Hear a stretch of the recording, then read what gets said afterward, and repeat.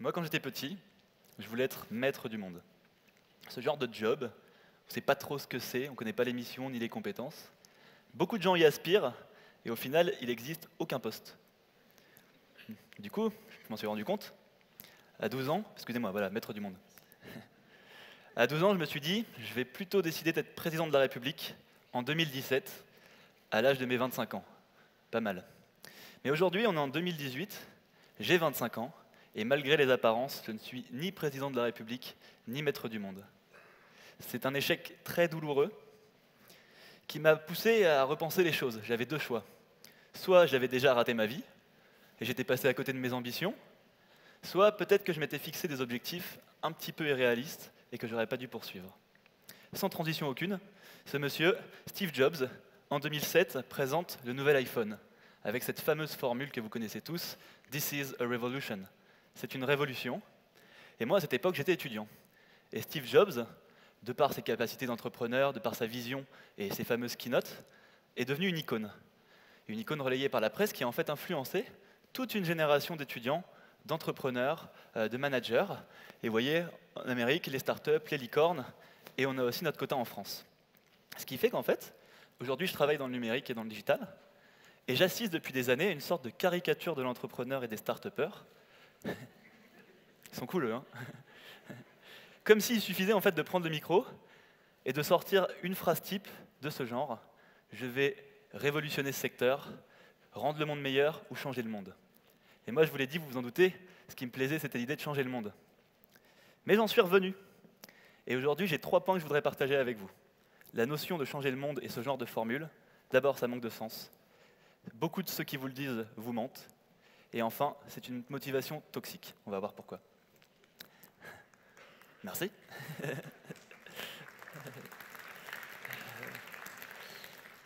Alors tout d'abord, ça manque de sens. Pourquoi? Parce que changer le monde, ça manque d'une notion d'échelle. Là, le voilà le monde. Il change tous les jours, et je ne sais pas si vous avez essayé, moi j'ai essayé. Même en y mettant tous les efforts, il se passe assez peu de choses en fait. Donc il faut instaurer une notion d'échelle, et il faut le penser différemment. Peut-être qu'il ne faut pas changer le monde, mais il faut changer la vie d'une personne. Puis peut-être de 10 personnes, de 100 personnes, de 1000 personnes. Là, c'est quelque chose d'actionnable, et on voit qu'on peut le réaliser. Mais il manque une deuxième chose. Il manque une notion de valeur. Parce que le monde, il change toujours, et le changement, ce n'est pas synonyme de progrès. Donc il faut mesurer l'impact et son caractère positif ou négatif, et ça sur chaque chose. Alors on peut se poser la question, qu'est-ce qu'on veut valoriser le plus aujourd'hui? Des chirurgiens, par exemple, ou un Mark Zuckerberg? Est-ce qu'on veut plutôt mettre en avant un ingénieur qui travaille sur des réseaux sociaux et qui peut impacter la vie de 2 milliards d'individus, ou une coach impliquée qui peut changer la vie d'une personne et la rendre plus heureuse? Un exemple, ce monsieur, c'est Justin Rosenstein. C'est l'ingénieur qui a créé le bouton « J'aime » de Facebook. On le connaît tous, en fait, hein, indirectement. Et Justin Rosenstein, aujourd'hui, il n'est plus sur aucune application. Il a quitté Facebook. Et comble, il demande à son assistant d'installer un contrôle parental pour l'empêcher d'aller sur Facebook. Il se rend compte que ce à quoi il a contribué impacte négativement des milliards d'individus et il s'en veut. Deuxième notion, c'est souvent un mensonge. Alors là, je veux pondérer. Il y a énormément d'entrepreneurs qui poursuivent avec intégrité leur vision et ce en quoi ils croient. Mais j'en ai rencontré d'autres, malheureusement, et en partie grâce aux tendances qu'on a pu avoir ces dernières années, qui le font pour d'autres raisons. Beaucoup vous annoncent de très, très grands idéaux, mais en fait, tout ce qu'ils veulent, c'est revendre 2-3 ans après et empocher le pactole. Mais à la rigueur, ça se comprend. Pourquoi pas? Mais il y en a d'autres où c'est plus néfaste. Ce que vous voyez devant vous, littéralement le modèle du crochet, c'est tout simplement la modélisation d'un schéma d'addiction. Et c'est ce qui est utilisé aujourd'hui par les géants du web et les réseaux sociaux. Alors, c'est pas nouveau, hein, ça a été théorisé par un professeur de Harvard en 2014. Moi, j'ai découvert ça quand je faisais des recherches en tant qu'entrepreneur, pour mon produit. Et vous voyez, le cerveau qu'on triture, là, c'est le nôtre, hein, c'est le principe. Et donc, qu'est-ce que ça dit? Ça dit qu'en fait, les gens vont avoir une émotion interne, un déclencheur, qui va les faire, par exemple, la peur, l'ennui, la solitude, qui va leur faire réaliser une action, comme le fait de sortir son téléphone et d'aller sur Facebook ou sur une autre application. Et là où c'est intéressant, c'est que tous ces services vont avoir des récompenses variables. On ne sait pas ce qu'on va avoir. Peut-être qu'on va avoir des j'aime, des likes, une photo marrante, des commentaires, des messages. Mais aujourd'hui, on sait, toutes ces interactions produisent de la dopamine et agissent comme une récompense sur notre cerveau. Et là, inconsciemment, ça va nous pousser à continuer à utiliser ce type d'application compléter notre profil, suivre d'autres personnes. Et là, la boucle est bouclée, on est enfermé. Et si jamais par malheur on en sortait, il y a aussi un déclencheur externe, comme un message, une notification, et on retourne dans le système. Ça exploite une faille de la psychologie humaine aujourd'hui. Et ce qui est horrible, c'est qu'après 10 ans de réseaux sociaux, toutes les études le montrent, ça produit seulement du stress, enfin à haut niveau, du stress, de l'anxiété, de la dévalorisation et parfois même de la dépression. Et moi, ça me met en colère. Ça me met en colère que des gens brillants agissent dans ce sens-là et dédient leurs efforts à nous faire entrer dans une économie de l'attention. Parce qu'aujourd'hui, c'est ça, Internet est façonné par la publicité. Et dans une économie d'attention, les géants du web, ils veulent votre temps, ils ne veulent pas votre bien. Et la Silicon Valley, on peut en parler, on lui a mis énormément de louanges, et aujourd'hui on en revient, heureusement, parce qu'il y a d'autres problèmes. On parle de l'addiction, mais on peut citer plein de sujets. Il y a des sujets évidemment économiques, le fait que Apple ait un siège en Irlande et des headquarters aux États-Unis, ce qui fait que selon le droit irlandais, ils doivent payer les impôts en Amérique, selon le droit américain en Irlande. Donc 230 milliards de chiffre d'affaires de dollars et très peu d'imposition. Il y a des problèmes politiques, comme Mark Zuckerberg et Facebook qui font un partenariat avec le gouvernement indien, qui s'appelle Free Basics, qui a pour but de digitaliser les populations rurales. C'est sympa. Installer Internet dans tous les villages d'Inde, des campagnes d'Inde, où en fait l'application au cœur d'Internet, ce serait Facebook. Et les autres applications pourraient être censurées ou connaître des restrictions. Heureusement, ça a été débouté comme programme, parce que les gens ont compris. Mais ce que ça montre, c'est que derrière les actions de charité, de philanthropie et d'humanisme, en fait, c'est du développement commercial. Et Facebook, dans ses rapports de 2020, prévoyait 30% de nouveaux utilisateurs qui venaient d'Inde. Ben ouais, en Occident, tout le monde est déjà sur Facebook. En Chine, c'est interdit. Il reste l'Inde. Et il y a d'autres cas, un problème social, évidemment. Ça, c'est l'image symbole à San Francisco, des bus privés pour les cadres et les ingénieurs de Google, qui profitent de l'espace public, qui s'arrêtent sur les arrêts de bus de tout le monde, qui empêchent les autres de rentrer, qui créent des bouchons, et qui ne payent pas des 300 millions d'euros d'amende qu'ils doivent à la ville. Est-ce que c'est ça qu'on veut, une société à deux vitesses, avec d'un côté une élite technophile, et de l'autre côté des gens laissés pour compte?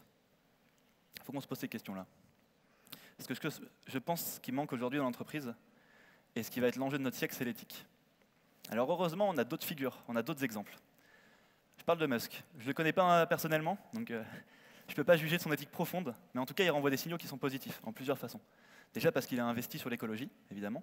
Il a une éthique de travail, il travaille plus de 100 heures, il met toutes ses économies dans des boîtes qui se cassent la figure. Chaud. Et lui, il a une rationalité, en fait, étonnante.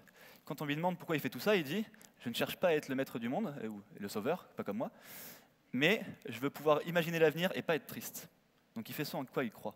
Et il se dit « La transition écologique, elle est inévitable, il n'y aura pas du pétrole tout le temps, évident, mais si on le fait trop tard et si on transitionne trop tard, il y aura des externalités très négatives sur le climat. » Donc Tesla a pour but d'accélérer cette transition.